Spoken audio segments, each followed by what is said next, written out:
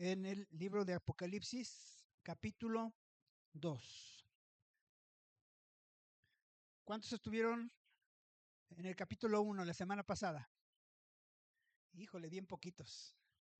Los demás van a tener que leer el capítulo y pues estudiarlo, ¿verdad? Pero vivimos cosas muy interesantes, como el Señor Jesucristo se le reveló a Juan. Y nada más una cosa importante que quiero recordarles de este primer capítulo que vimos la semana pasada es que el libro dice: bienaventurados los que leen, los que oyen y los que hacen las palabras que están escritas en este libro. Tal vez tú no sabías, ¿verdad?, de esta gran bendición. Mucha gente tiene temor. Dicen, no, es que la Biblia es difícil, pero estudiar el libro de Apocalipsis es más difícil. Mucha gente dice, no, no leas la Biblia porque se te va a meter el diablo. No la vas a entender. Te vas a hacer aleluya. ¿Y por qué será que la gente se convierte en aleluya cuando lee la Biblia? Porque la Biblia habla de eso. Habla de que para alabar a Dios tenemos que decir gloria a Dios, tenemos que decir aleluya, tenemos que exaltar a nuestro Dios. La palabra de Dios transforma nuestra vida. Y el libro de Apocalipsis es uno de estos libros que transforma nuestra vida. Entonces estamos en Mensaje a las Iglesias, parte 1. El mensaje de las iglesias son 7 iglesias, lo vamos a ver en varias etapas. Y hoy vamos a ver acerca de el mensaje a la iglesia en Éfeso. ¿Quién da ese mensaje? Lo da nuestro Señor Jesucristo. ¿Qué utiliza el Señor Jesucristo para dar ese mensaje? Lo hace a través de una revelación a Juan.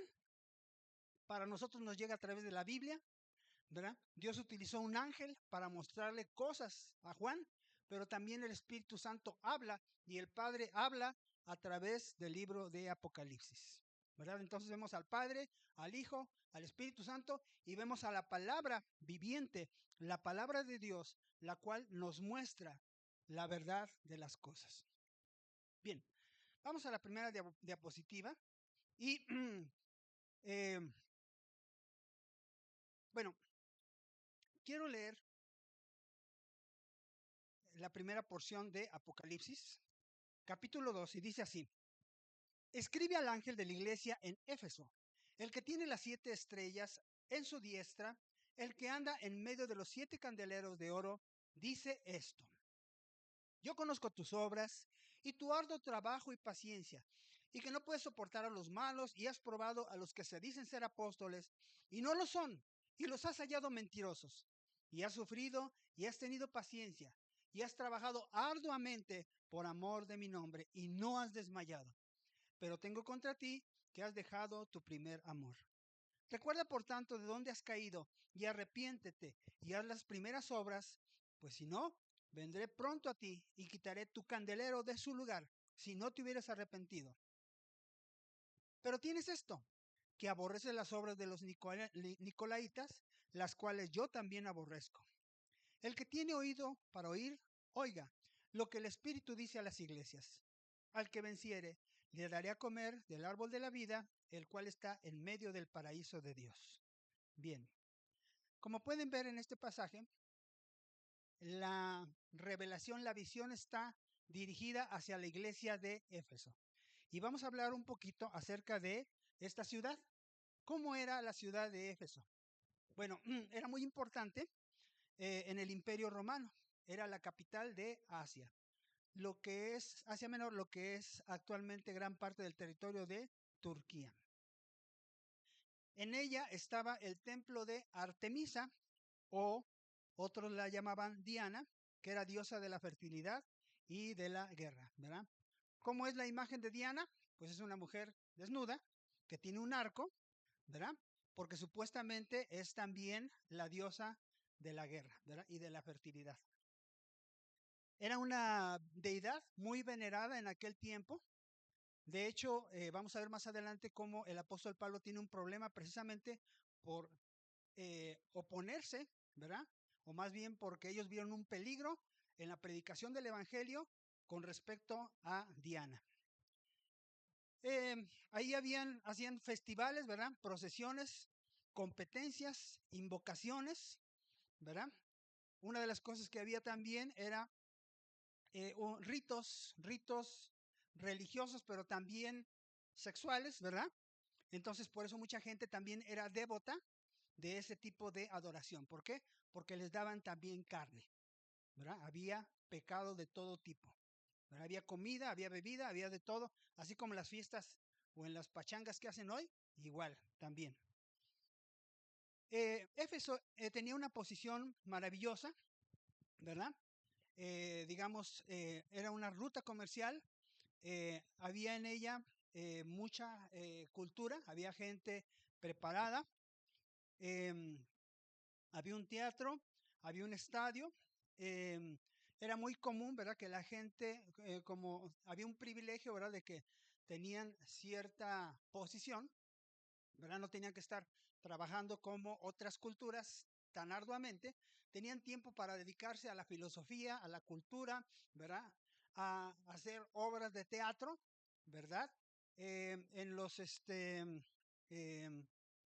¿cómo se llama? En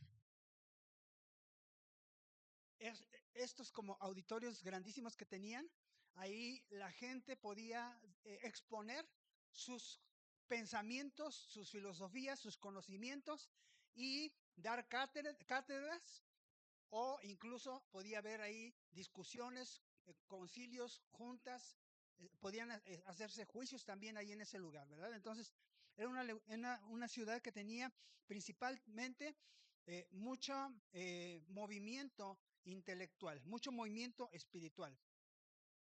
Ahora, el culto era auspiciado por el estadio para controlar la gente, ¿verdad? Esto es una forma, ¿verdad?, de control. De hecho, lo usan varios países para mantener a su población, ¿verdad?, controlada.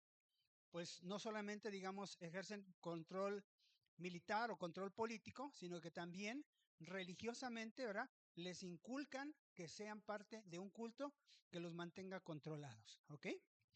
Entonces, es lo que hacían ellos. El mismo gobierno pagaba para las cuestiones de Artemisa, de Diana. Había mucha magia, había libros con fórmulas para hacer hechizos, ¿verdad? Entonces, no creas que la magia es de ahorita, tiene muchísimos años, ¿verdad? Bien, vamos a la siguiente. ¿Cómo comenzó la iglesia en Éfeso? Bueno, así en esta ciudad tan pecadora, tan perdida, tan lejos de Dios, tan adoradora de ídolos, llega Pablo, estuvo un corto tiempo ahí, en su regreso de Antioquía durante su segundo viaje misionero. Pero él vio ahí una oportunidad. Y en su tercer viaje misionero, él regresó y entonces ahí estuvo predicando durante 3 años.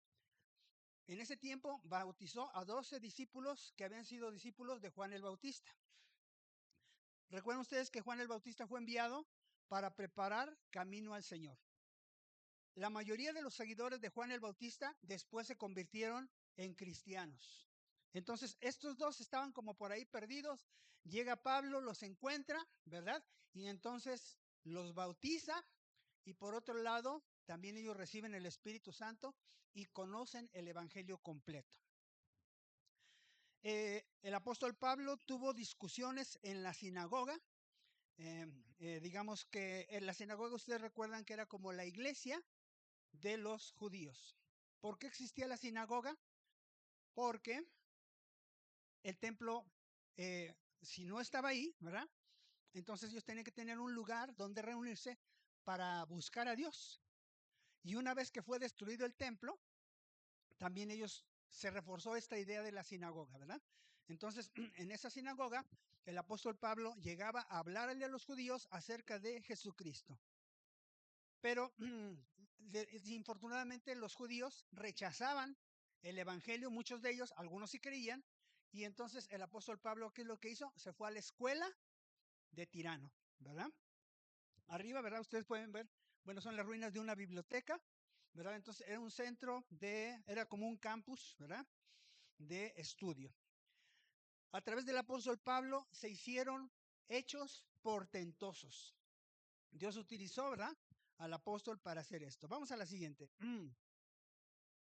Regresando a nuestro libro de Apocalipsis, ¿verdad?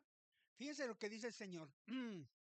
Escribe al ángel de la iglesia en Éfeso, el que tiene las 7 estrellas en su mano derecha, el que anda en medio de los 7 candeleros de oro, dice esto.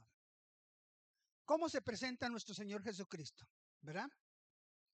Esas 7 estrellas representan los pastores. A veces les llama ángeles, pero aquí en este lugar está diciendo, yo tengo las estrellas en mi mano. Y eso significa, ¿verdad?, que Dios tiene la vida de los pastores en sus manos, ¿verdad?, para colaborar con su obra.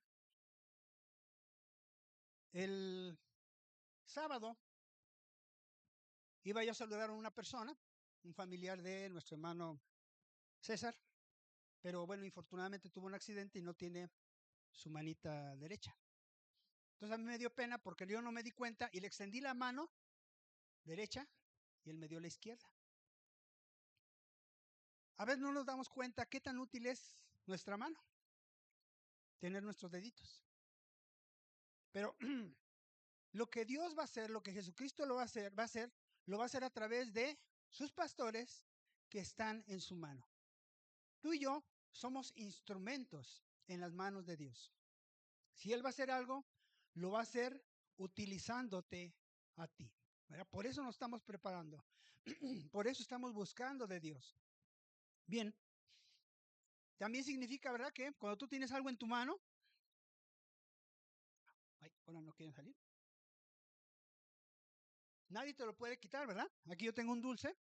Si yo cierro mi mano, a ver alguien que me lo pueda quitar, va a estar difícil, ¿verdad? El Señor también protege a sus pastores, pero también significa que los pastores están en las manos de Dios. Su vida está en las manos de Dios. Él puede hacerlos que vivan o también puede quitarles la vida en un momento dado. Entonces, tener algo en la mano representa mucho poder de parte de Dios para hacer. ¿Ok? Bien. Dice en el versículo 2, dice, yo conozco tus obras y tu arduo trabajo y paciencia, que no puedes soportar a los malos y que has probado a los que se dicen ser apóstoles y no lo son, sino que los has hallado mentirosos. ¿Cómo eres, iglesia? Dice que era bien trabajadora. ¿Qué es arduo trabajo? A ver, ¿alguien? ¿Qué es arduo trabajo? ¿De qué vendrá arduo? ¿Pesado? ¿Eh? ¿Mucho? ¿Verdad?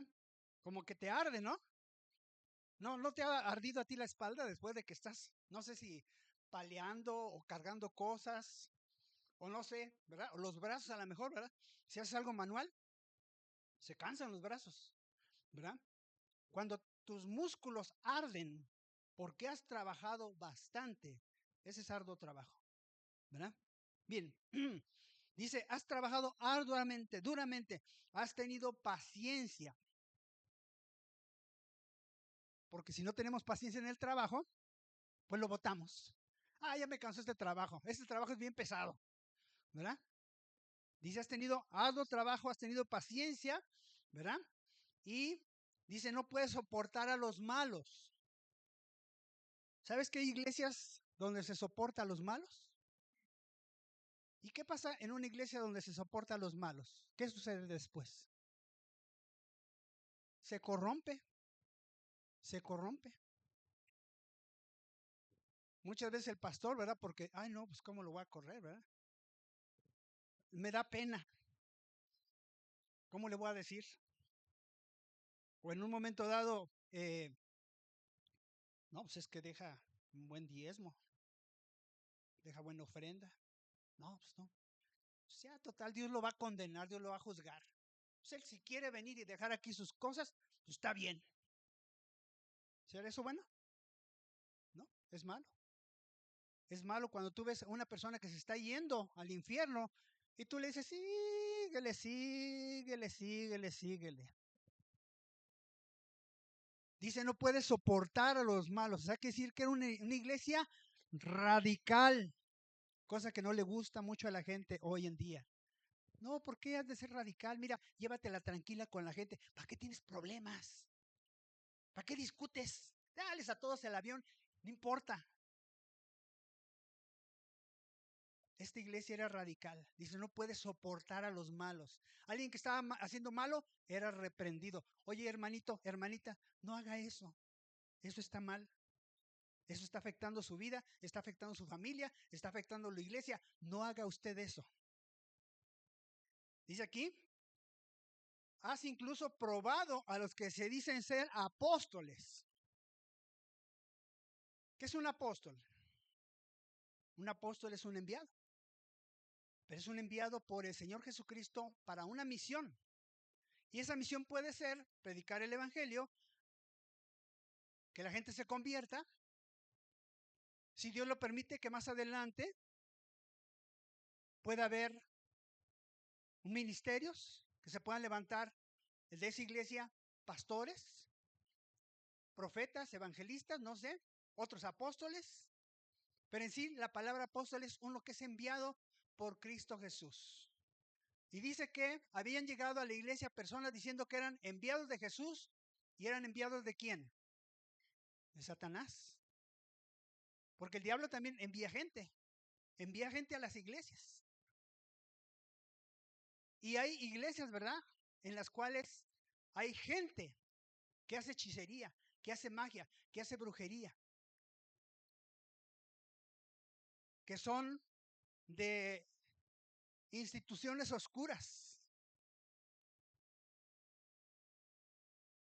con el propósito de dañar a la iglesia, de dañar la obra de Dios. Si tú ves a un hermano que hace mal y el pastor no le dice nada, ¿qué vas a hacer tentado tú? Pues si ya se hizo esto, pues yo también lo voy a hacer. Es como en una familia. Si a un hijo no se le reprende porque fue rebelde y fue desobediente y robó o hizo lo que hizo, ¿verdad? ¿Qué van a hacer los demás? Lo mismo. Pues al fin que papá y mamá no dicen nada, pues entonces, y si me dicen, yo le voy a decir, ¿por qué no le dijiste a él o a ella? ¿Verdad? Esta iglesia dice que era recta, ¿verdad? Tenía juicio, tenía discernimiento, pero también si había algo falso, decía, tú no eres de Dios, nos quieres engañar, vete, ¿verdad? Tremendo discernimiento. Era persistente, tenía un ánimo grande ante el sufrimiento y ante la gran tarea. ¿Por qué ante el sufrimiento? Bueno, era una iglesia que era perseguida. Tal vez tú no tienes persecución, ¿verdad? O a lo mejor sí tienes persecución, ¿verdad? Pero no es como la persecución que ellos tuvieron. Ellos realmente estaban en peligro de muerte todo el tiempo. Y sin embargo, ellos seguían trabajando arduamente en la obra de Dios, ¿verdad? No se desanimaron ante esa gran tarea que tenían. ¿Cuál era la gran tarea? Prediquen el evangelio a toda criatura. La misma tarea que tenemos nosotros. Bien, vamos a la siguiente. Versículos 4 al 5a. Dice así: pero tengo contra ti que has dejado tu primer amor. En la primera parte el Señor alaba a la iglesia y le dice, mira, has hecho esto bien, has trabajado arduamente. Los que dicen ser falsos apóstoles no los has tolerado. A los que son malos no los has recibido, no los has tolerado, ¿verdad? Has tenido paciencia, has sufrido, has trabajado por amor a mi nombre. Todo eso palomita. Pero después dice, tengo una cosa contra ti, que has dejado tu primer amor. ¿Qué significa esto? Es la reprensión. Ya no buscas su presencia, ¿verdad? O le sirve al Señor, ya no le sirve al Señor por amor, ¿verdad? Platicando esta semana con alguien, ¿verdad?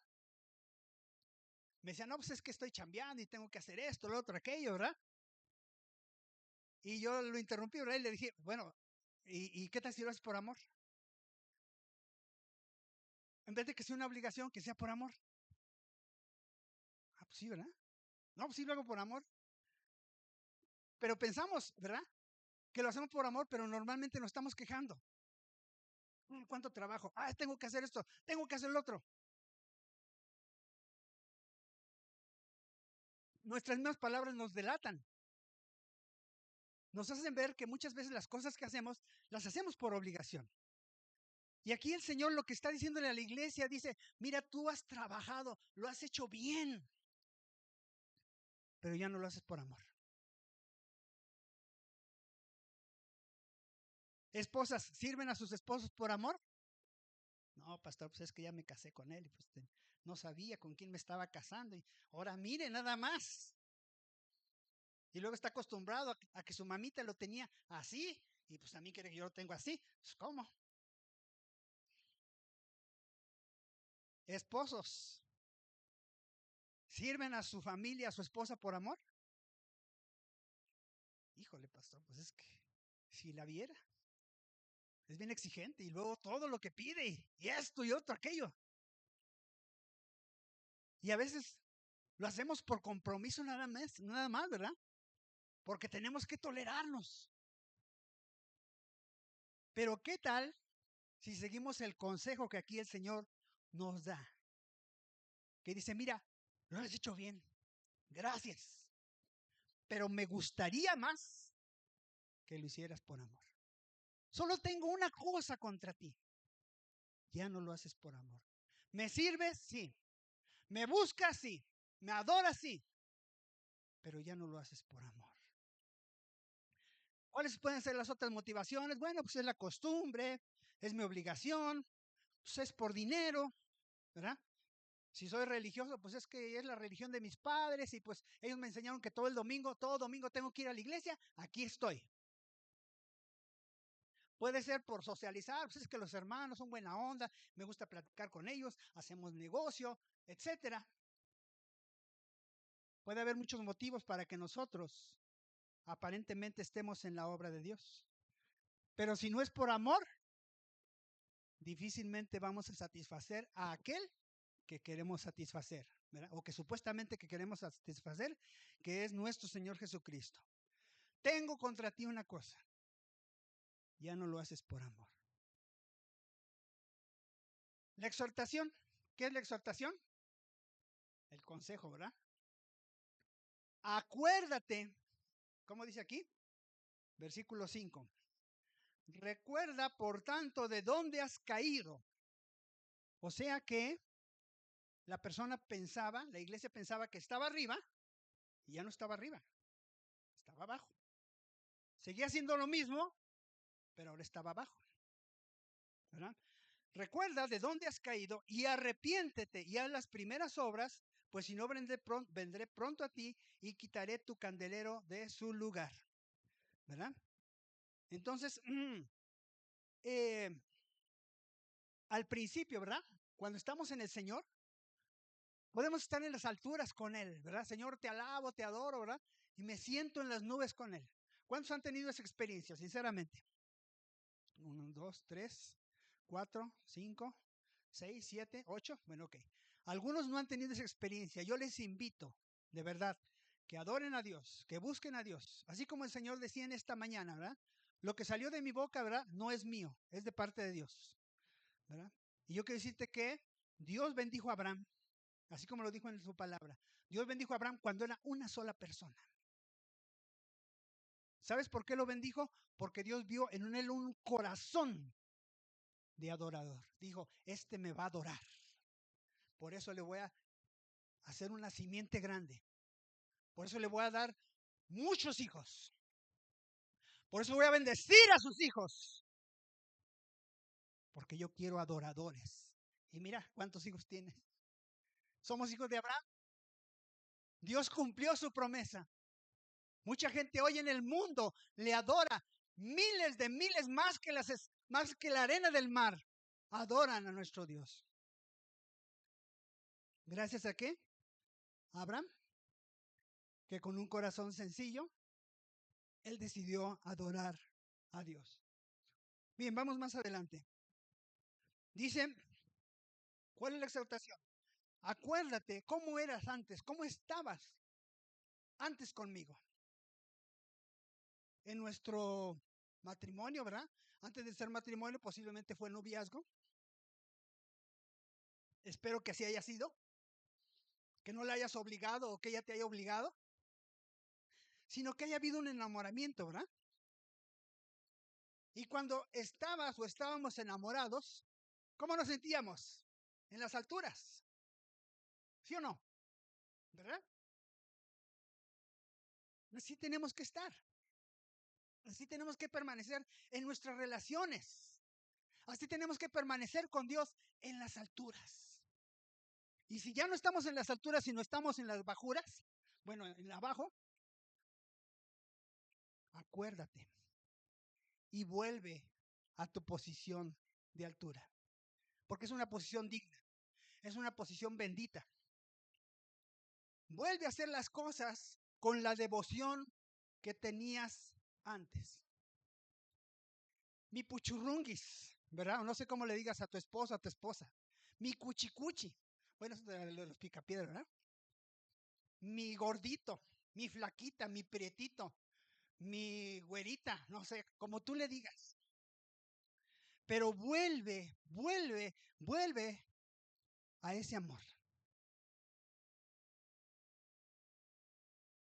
Y para que lo puedas lograr en tu familia, primero tienes que lograrlo con Dios. Porque de ahí viene la fuente. Si hoy tú eres frío, si hoy tú eres fría, si hoy sientes que tu amor se ha apagado, es por esto. Porque tu amor con Dios tiene el mismo fallo. Arregla lo de arriba y lo de abajo también se arregla. Vamos a la siguiente. Versículo 5b al 6. Dice, pues si no, vendré pronto a ti.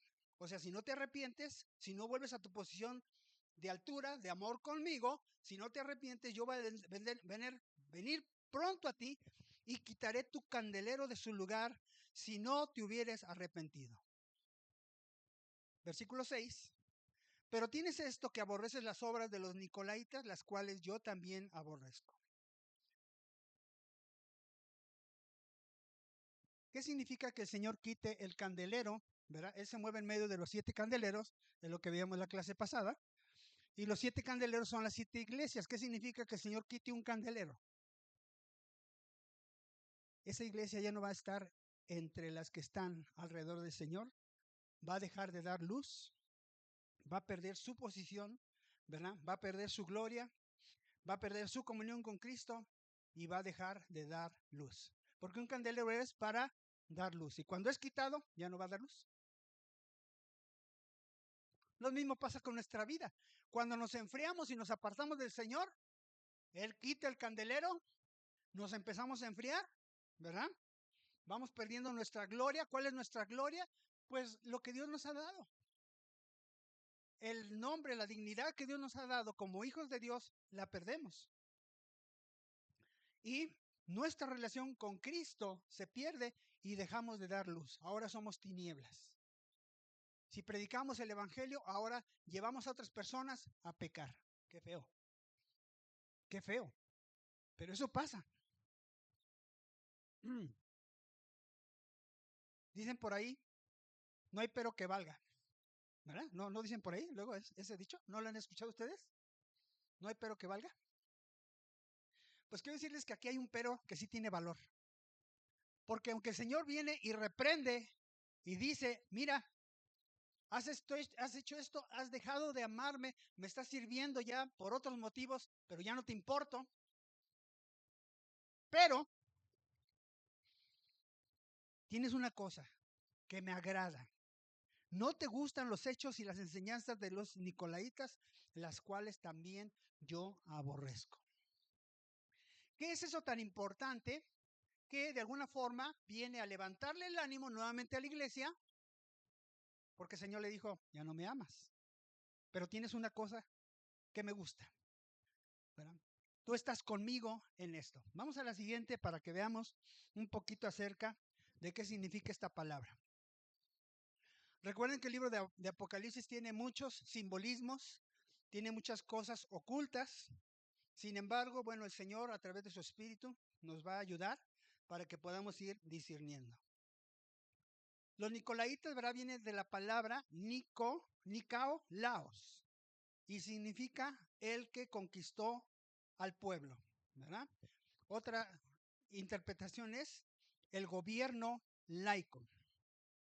Y es una secta que estaba en la iglesia y estaban buscando gobernar conforme a las instituciones mundanas, ¿verdad? En otras palabras, la democracia. Haciendo un lado el señorío de Cristo y la dirección del Espíritu Santo sobre su propia iglesia. Entonces, los nicolaitas no eran otros sino un tipo de personas que estaban desafiando la autoridad de los apóstoles y estaban ellos queriendo establecer su propia autoridad. ¿Quién nombra a los apóstoles? Dios.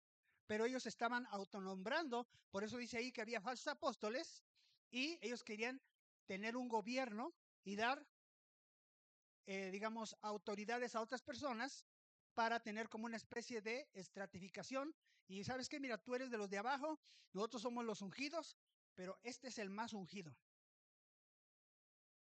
¿Saben que hay muchas sectas en las cuales no todos pueden interpretar la Biblia? De hecho, en la Iglesia Católica, hace años, ¿verdad? Se decía, no leas la Biblia, porque te vas a enredar, te vas a confundir. Pero hay muchas sectas, ¿verdad? Por ejemplo, los de la luz del mundo, ¿verdad? Y otras, en las cuales solamente la persona que es el pastor o el líder puede interpretar la Biblia. Nadie más puede tener la interpretación. Y lo que él diga es la verdad, a como él interprete la Biblia. También los mormones tienen eso.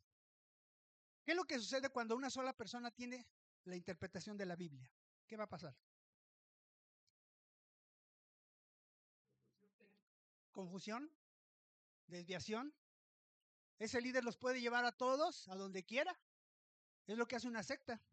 ¿No ha habido sectas que todos se suiciden? ¿O hacen alguna atrocidad ahí tremenda? ¿No ha habido sectas? Es lo que hacen los nicolaitas. Puestos exclusivos. Y en un momento dado, los demás, ¿verdad? Tienen una categoría inferior. Pero el Espíritu Santo, ¿a quién se lo dio Dios? A todos. ¿Y quiénes pueden interpretar la Biblia? Todos. ¿Y quiénes pueden predicar la Biblia? Todos. ¿Y quiénes pueden hacer milagros? Todos. Dios no hace acepción de personas. Aunque sí hay autoridades, pero yo no soy más que ustedes. Yo tengo que servirles a ustedes. Yo tengo que amarles a ustedes. Si es necesario, ¿verdad? Yo tengo que bolearle los zapatos a ustedes. Pero por favor traigan los boleados. No, no es cierto. Tengo que servirles. Porque verdaderamente ese es el evangelio. No vemos a un apóstol Pablo que se pone por encima de todos, sino al contrario, vemos un apóstol Pablo orando, sirviendo a la iglesia, predicando el evangelio, sufriendo por las demás personas, estando encarcelado, sirviendo en todo lo que era posible.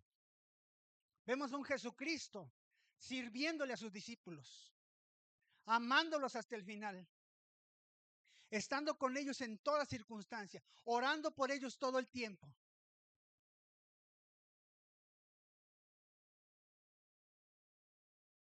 Por eso, los nicolaitas hacen de la iglesia de Cristo algo diferente, que no es lo que originalmente era. Aquí la iglesia, ¿verdad? En este punto, de los nicolaitas, ¿verdad? Más bien de esta profecía, que es en el año 70, más o menos, de la era cristiana. Aquí la iglesia aún era gobernada por Jesucristo a través de los 5 ministerios y dirigida por el Espíritu Santo. Por eso es una exhortación. Dice, tú tienes contacto, has tenido contacto con los nicolaitas, pero rechazas su enseñanza. ¿Bien? Ok. Vamos a avanzar un poquito más, ya nada más unos 5 minutos, ¿verdad? No tomé, ahora sí que La prédica, ¿verdad? Exactamente en punto, ¿verdad? Sino más o menos a las 12:20, ¿ok? Bien. Si el gobierno de la iglesia está amenazado por los nicolaitas, ¿cómo debiera ser entonces el gobierno de la iglesia? Este es el gobierno que la Biblia nos enseña cómo debe ser gobernada la iglesia de Cristo. Tenemos a Dios Padre, que en el Salmo 47:2 dice que Jehová es rey sobre toda la tierra. Él es el creador, Él está por sobre todos. Y después debajo de Él está nuestro Señor Jesucristo, ¿verdad? Que en Juan 6:38 Él dice, yo hago siempre la voluntad de mi Padre. Él está sometido y obediente a Papá Dios. Tercer lugar, el Espíritu Santo en Juan 16:14 dice que Él va a tomar de lo del Padre y lo del Hijo, ¿verdad? Y entonces nos lo va a dar a conocer a nosotros. Él está sometido a lo que ellos dos en un momento dado planean, decidan. Él también puede decidir, Él también planea con ellos, pero Él está sometido de tal forma que Él viene a nosotros y nos sirve dándonos a conocer la voluntad de ambos, de los tres más bien. Padre, Hijo y Espíritu Santo. Y después, ¿verdad? Esta es la pirámide invertida, ahora la pirámide normal, ¿verdad? ¿A dónde llega esa revelación? A través de la palabra llega a los ministerios. Efesios 4:11 dice que Jesucristo mismo constituyó apóstoles, profetas, evangelistas, pastores y maestros para la edificación de la iglesia, del cuerpo de Cristo. Si Dios va a enseñar algo, si Dios va a hablar a su iglesia, lo va a hacer a través de sus ministerios. ¿Y qué hay debajo de esos ministerios? Pues están los ancianos, ¿verdad? Están los diáconos, que en Tito 1:1 se le dice a Tito, así como te ordené, ¿verdad? Te dije, ¿verdad? En Creta, ¿verdad? Vas a levantar ancianos. ¿Y qué son ancianos, verdad? No son los viejitos, ¿verdad? Que andan ahí. Es gente que tiene experiencia en el evangelio, que tiene años o tiempo en la iglesia y tiene la capacidad de pastorear. No es un pastor. Sin embargo, es un papá dentro de la iglesia que tiene la capacidad de ayudar a los miembros de la iglesia junto con el pastor para poder llevar el rebaño al camino del Señor. Los diáconos, ¿verdad? En Hechos 6:3 dice que los apóstoles le dijeron a la iglesia, busquen entre ustedes personas llenas del Espíritu Santo para que se les pueda encargar esta tarea del diaconado, de servir en las mesas, de servir en todo lo que hace falta en la iglesia, para que nosotros estemos dedicados ¿a qué? Al estudio, a la predicación de la palabra. Entonces están los 5 ministerios, están los ancianos, están los diáconos y después están los miembros de la iglesia. Todos aquellos, ¿verdad? Que no tienen algún nombramiento todavía, ¿verdad? Pues están, por decirlo así, por debajo. ¿Qué será lo que haya después abajo de los miembros de la iglesia? Ah, esa no se las puse. Pero ustedes deben saber. La gente que no conoce de Dios. Dice la Biblia que todo hijo de Dios, ¿verdad? Ha vencido al mundo. Ha vencido al mundo. Y cuando tú vences al mundo, quiere decir que el mundo ya no está arriba de ti, ni está al lado de ti, sino que está a tus pies. Ay, pastor, dígale eso a mi jefe. Demuéstraselo. Pues, ¿cómo que el hecho pleito? ¿Qué? No. Con tu forma de ser, con tu fe, con tu vida, demuéstrale que eres hijo de Dios. Cuando Daniel estuvo con esos grandes reyes, ¿ustedes creen que ellos al principio pensaran que Daniel era un gran siervo de Dios? No, decían, este es uno común, es otro de nuestros esclavos que aquí trajimos de ahí, de los conquistados, pobrecitos judíos, ahí están. Pero Daniel, por su fe, por su fidelidad, por su oración, demostró quién era. Y Nabucodonosor mismo, el gran Nabucodonosor, que a mi juicio es más grande que cualquier rey que haya habido en este mundo. ¿Saben qué hizo Nabucodonosor? Se arrodilló ante él, se postró ante él. ¿Por qué? Porque Dios le reveló un sueño. Ah, pero ¿qué hay detrás de que Dios te revele un sueño tan importante como el sueño de un rey? Búsqueda de Dios. Saber que tú tienes que eres un siervo, un hijo de Dios. Entonces, el mundo está abajo de ti.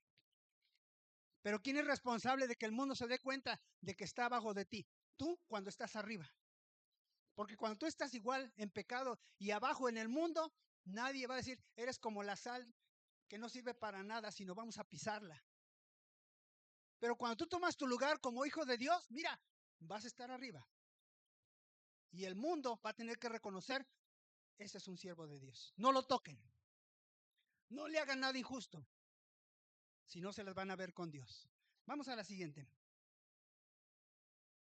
Finalizando este mensaje de la iglesia de Éfeso, dice el Señor, versículo 7. El que tiene oído, oiga lo que el Espíritu dice a la iglesia.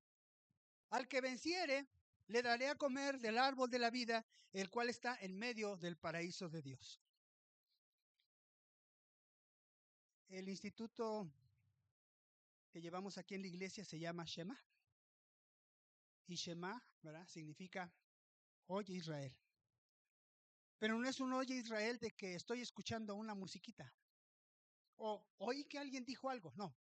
Oye es pon atención y escucha lo que te estoy hablando. Para que lo puedas poner por obra. Eso es un Shema. Escucha, pero no como algo que entra por aquí y se va por acá. Sino es una escucha de que pon atención porque lo vas a hacer. Porque lo tienes que hacer. ¿No le sucede que a veces nos dan una instrucción y luego preguntamos, ¿qué me dijiste? Que trajeras jitomates, papas, cebolla y se nos olvida la lista del mandado, ¿sí o no? ¿No te pasa? A mí me pasa. Oye, Van, ¿y qué más me encargaste? No pusimos atención. Y esta palabra, ¿verdad? El que tiene oído, oiga, ¿verdad? Si tú eres de los bienaventurados que leen el libro de Apocalipsis, que oyen esta profecía, pon atención, escucha y obedece, porque es la instrucción del Espíritu Santo. Y hay instrucciones aquí tremendas, de gran bendición. ¿Cuáles son las recompensas? Dice, al que venciere le daré de comer el árbol de la vida, el cual está en medio del paraíso de Dios.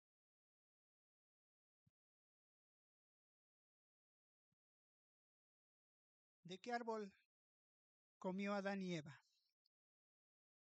¿Del árbol de la vida? ¿Del conocimiento del bien y del mal? ¿Cuántos árboles habría en el huerto del Edén? Muchísimos. Y Dios les dijo, de un solo árbol no coman, y ahí van a comer de ese. Pues ahora en el Apocalipsis el Señor te dice, en medio del huerto hay un árbol. Es un solo árbol. Y de ese vas a comer. Es del árbol de la vida.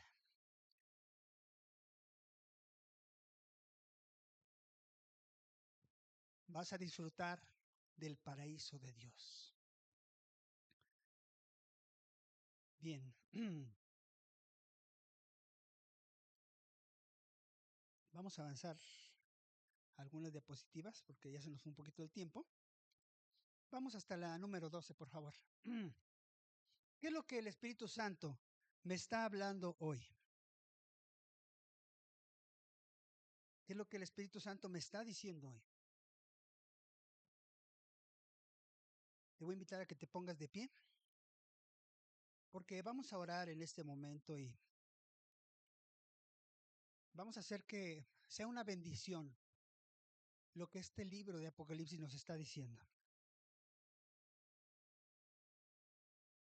El Espíritu Santo nos hace estas preguntas a través de este pasaje. ¿Amas tú a Cristo como cuando tú estabas perdido y Él te salvó? Hoy día, ¿lo amas como aquel entonces? Posiblemente tu respuesta sea no. ¿Cuáles son los motivos por los que tú asistes o sirves en la iglesia? ¿Te obligan porque es domingo y no hay más que hacer? Porque pues si no el pastor me va a estar llamando y me va a estar regañando. Pues porque es costumbre. ¿Qué es lo que te motiva a servir a Dios, a buscar a Dios? ¿En qué cosas tú sirves hoy a la iglesia de aquel que te salvó? Mucha gente piensa que para Jesucristo la iglesia no es importante. Por eso no van a la iglesia. Hermano, ¿no vino usted el domingo? Ah, no, es que vi la predicación por Facebook. Ah, es que yo veo otras predicaciones. También están ungidas, pastor. Así como la de usted, también ungidas. Pero quiero decirles una cosa. La iglesia y el hecho de que asistamos a la iglesia y de que estemos trabajando para la iglesia es lo más importante. Es tan importante la iglesia para Cristo Jesús que dio su vida. Fíjense qué importante es la iglesia. Y mucha gente, el diablo quisiera que la gente no le importe la iglesia. Pero Él dio su vida para salvar a su iglesia. La posición o distinción que tienes actualmente en la iglesia te limita para relacionarte con humildad con los demás hermanos. O en otras palabras, no, pues es que yo ya tengo un estatus. Yo soy el pastor. Yo soy pues, el que pone los acetatos. Bueno, ya no son acetatos, ¿no? Eso ya pasó hace mucho tiempo. Yo soy el que pone las diapositivas. Hay iglesias donde tú quieres hablar con el pastor y tienes que hacer una cita a ver si te la dan.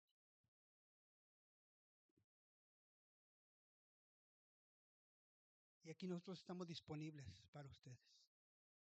Pero si de alguna forma hay una jerarquía entre ustedes y nosotros, eso no está bien. Si hay algo que está impidiendo, si ahí está la doctrina de los nicolaitas queriéndose meter. Yo me acuerdo que hace muchos años, ¿verdad? En una iglesia allá en México. Llegaba un pastor, llegaba en una camioneta negra, ¿verdad? Una Suburban, se bajaba, había guaruras,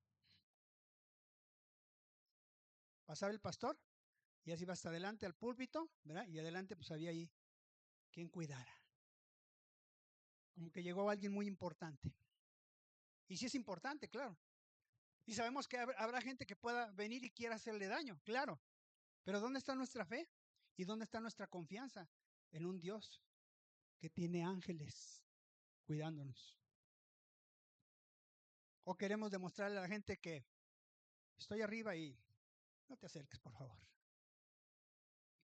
Si en alguna forma hay una separación, hay una división, ¿verdad? No debe haberla. Bien. Número 5. Lo que escuchaste hoy, ¿lo escuchaste para vivirlo? O simplemente es como otro mensaje que viene y se nos va. Y número 6. ¿Realmente anhelas vencer para estar en el paraíso de Dios y comer del árbol de la vida? O a lo mejor, pues estás cómodo aquí en el mundo y bueno, pues ya aquí me tocó en el mundo y voy a vivir y disfrutar del mundo porque no me interesa tanto el paraíso, mejor disfrutar lo que ya aquí tengo. Y en vez de comer del árbol de la vida, mejor seguir comiendo del mal árbol, ¿verdad? Del conocimiento del mal, del bien y del mal, ¿verdad? ¿Cuál es realmente la intención de nuestro corazón? ¿Qué es lo que el Espíritu Santo me está diciendo? Te estoy hablando. y quiero que cambies esto. Vamos a orar. Señor, te damos muchas gracias por tu palabra. Así como tú hablaste a la iglesia de Éfeso, Señor, yo sé que nos estás hablando a nosotros hoy en esta mañana. Perdónanos, Señor, porque hemos caído del primer amor. Ya no te amamos y no te buscamos como antes. Te pedimos, Señor, que avives nuevamente ese amor para buscarte, Señor. Perdónanos, Señor, si nuestros motivos para servir en tu iglesia o asistir a la iglesia no son por amor, no son con devoción, no son con anhelo de ti, Señor, sino son por obligación o por otras causas. Si no te estamos sirviendo, Señor, perdónanos. Porque para ti lo más importante, Señor, es que formemos parte del cuerpo de Cristo y que unos a otros nos ayudemos y nos sirvamos unos a otros para un crecimiento mutuo. Te pedimos perdón, Señor, si hay alguna división, si hay alguna separación, si hemos rechazado, si hemos menospreciado a alguno de nuestros hermanos, porque todos somos iguales delante de ti, Señor. No hay varón, no hay mujer, no hay judío, no hay escita, no hay griego. Todos somos, Señor, iguales delante de ti. Nuestro deseo, Señor, es que lo que hoy hemos escuchado quede grabado en nuestro corazón para vivirlo, Señor. Como dices tú en tu palabra, el que tiene oído para oír, que oiga lo que el Espíritu dice. Abrimos nuestros oídos, Señor, si están cerrados. Ábrelos, Señor, si están cerrados, para tu palabra, para obedecerte. Nuestro deseo, Señor, es realmente vencer este mundo. Es llegar, Señor, a tu paraíso. Es poder disfrutar, Señor, del árbol de la vida. No de las cosas, Señor, que este mundo nos ofrece. Porque tus cosas, Señor, son mayores, son eternas. Gracias, Señor. Bendice, Señor, nuestra vida aquí en la tierra, pero que nuestros ojos no estén puestos en las cosas materiales, en los placeres materiales, sino que estén puestos en ti, Señor. En el gozo que da tu Espíritu Santo, en el amor que viene de ti, Padre eterno, en la santidad que emana de tu presencia,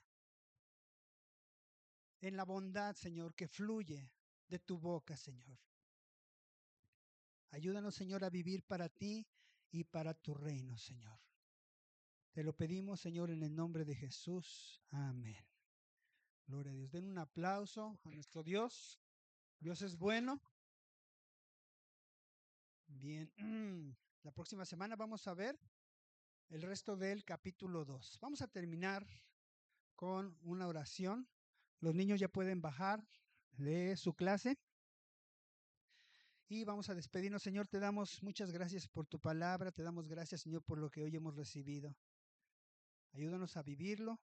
Señor, gracias porque podemos comprender que no hay otro como tú, Señor. Que tú eres el que bendices, eres el que levantas. Pero no estamos aquí, Señor, por conveniencia, porque queramos, Señor, solamente tu bendición. Estamos por gratitud, Señor, porque tú salvaste nuestra vida. Estábamos perdidos, sin esperanza, y te encontramos a ti, Señor.